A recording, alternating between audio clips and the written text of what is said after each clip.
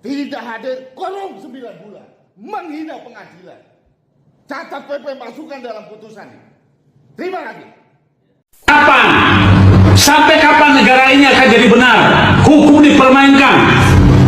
Masa hukum kita bukan berdasarkan undang-undang, tapi berdasarkan pesanan. Koordinasi, pakai pasal koordinasi dengan delik pengkondisian unsur pidana kong kali kong. Bagaimana mungkin negara ini akan bisa? Lihat ini semua ya, ini panggilan dan putusan, pertimbangan putusan akan saya robek. Percuma juga. Karena apa? Negara kita tidak menganut hukum yang benar, tidak sesuai dengan apa? Konstitusi. Lihatlah, jaksa mempermainkan perkara, jaksa mempermainkan masyarakat. Ini saya robek nih panggilannya jaksa. Ya, saya pikir saya takut, saya tidak takut. Tidak ada lagi yang saya takut ini. Saya akan hadapi dengan taruhan nyawa. Siapkan regu tembak dan peti jenazah kalau mau kriminalisasi saya, karena saya pasti akan melawan. Sebagai putra tamalaki, saya siap untuk melawan terus. Ingat, bagi saya sudah cukup saya dipermainkan selama ini. Lihat, bagaimana mungkin hakim bisa dipesan putusannya? Bagaimana mungkin hakim yang digaji oleh negara pakai uang rakyat bisa-bisanya hanya bisa menipu masyarakat? Ya, di mana? Bagaimana dengan pasal yang sudah diatur oleh Undang-Undang Kekuasaan Kehakiman? Tidak berdasarkan KUHP, tidak berdasarkan dengan KUHP pidana. Ya, selalu mereka hanya menggunakan kewenangan. Ingat, kewenangan itu diatur pada pasal 51 ayat 1 KUHP pidana. Yang tidak melakukan perintah jabatan yang sama ke pasal 51 ayat 2. Ini saya Guntur Larema, aktivis hukum pejuang kebenaran. Dari mimbar Mahkamah Kebenaran saya siap bertanggung jawab. Ya, jaksa, harusnya jaksa agung itu membinasakan sesuatu yang binasakan jasa-jasa nakal. Jadi setiap kali ini negara hukum. Negara hukum itu adalah negara ketika semua orang dianggap bajingan. Kan itu buruknya kan? Kacau kan? Saya ulangi ya, negara hukum itu adalah negara ketika semua orang dianggap bajingan. Ya memang itu yang terjadi. Nanti ada doktrin equality before the law, semua orang sama di depan hukum.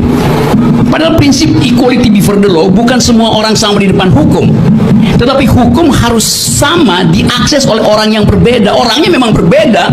Tentu kedudukan saya sebagai warga negara berbeda dengan yang punya pulau reklamasi.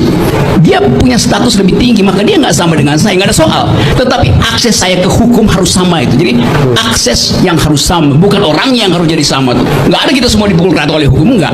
Hukum harus bisa diakses dengan cara yang sama oleh orang yang berbeda.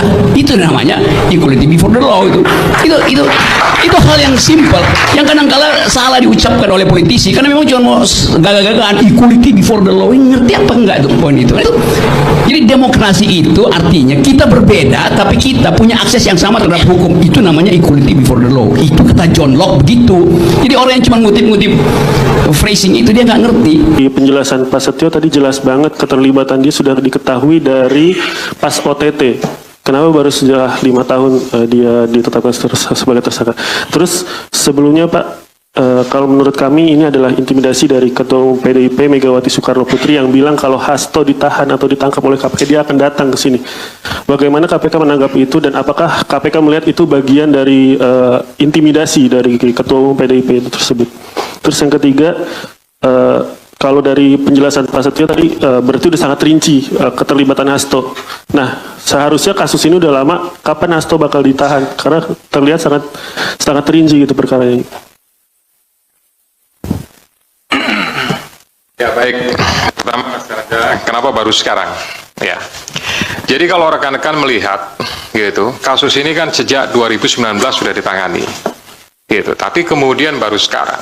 Ini karena kecukupan alat buktinya, gitu. Tadi sebagaimana sudah saya jelaskan di awal, penyidik lebih yakin, gitu. Kemudian setelah pada tahap proses pencarian DPO Harun Masiku, gitu, ada kegiatan pemanggilan, kemudian ada kegiatan pemeriksaan, ada kegiatan penyitaan terhadap barang bukti elektronik. Nah, disitulah kemudian kita mendapatkan banyak bukti dan petunjuk yang kemudian menguatkan keyakinan penyidik untuk melakukan tindakan untuk mengambil keputusan, ya tentu melalui proses tahapan-tahapan sebagaimana yang sudah diatur di Kedeputian Penindakan, baru kemudian diputuskanlah ya terbit surat perintah penyidik. Halo teman-teman, berjumpa bersama saya di Politik Dangi.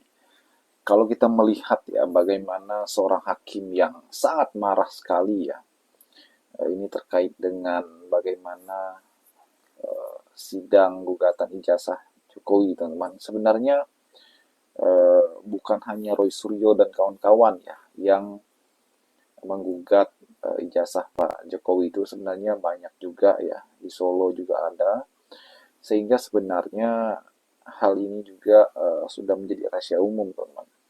Namun memang yang sangat viral itu adalah Roy Suryo dan kawan-kawan ya, karena mereka juga kan aktif di media sosial ya, kemudian banyak pendukung. Jadi sebenarnya banyak juga yang menggugat, teman-teman.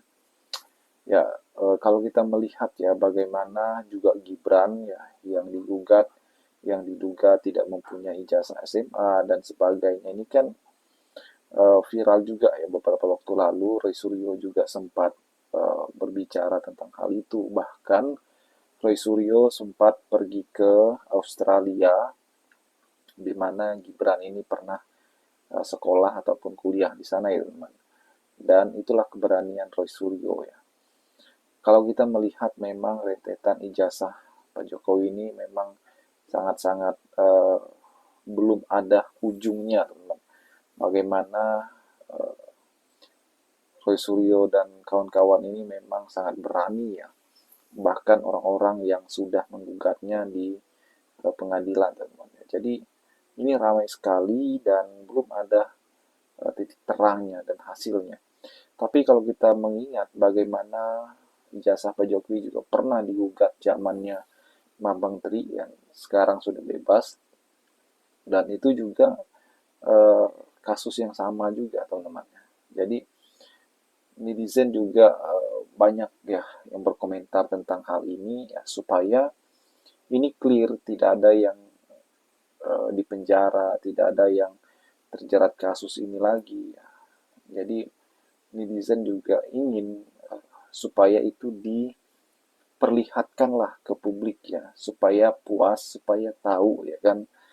Namun apa yang Jokowi sampaikan bahwa ia tidak ingin menyampaikan ke siapa-siapa kecuali hakim yang memberi perintah untuk menunjukkan ijazahnya, teman-teman. Dan inilah kenapa sampai detik ini pun banyak sekali yang meminta hal tersebut, sehingga Pak Jokowi juga tidak ingin ya.